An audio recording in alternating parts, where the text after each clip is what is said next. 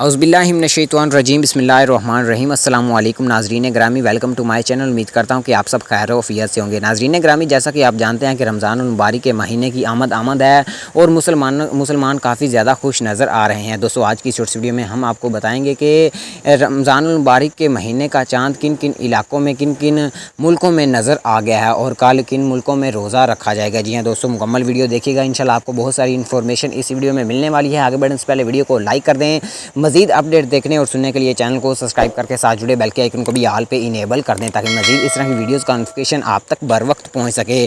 जी हाँ नाज़रीन ग्रामी, आपको बताता चलूँ कि जितने भी अरब ममालिक हैं, सऊदी अरेबिया और इसके अलावा जितने भी अरब ममालिक हैं, उनसे ये अभी तक खबर मिली है कि वहाँ पर रमज़ानुल मुबारक के पाक महीने का चाँद नज़र आ गया है और कल तमाम अरब ममालिक में रमज़ानुल मुबारक का पहला रोज़ा रखा जाएगा। जी हाँ नाज़रीन, इस बात को मद्देनज़र रखते हुए पाकिस्तान में परसों पहला रोज़ा रखा जाएगा और कल शाम को पाकिस्तान में ईद उल फितर का चाँद नज़र आ जाएगा।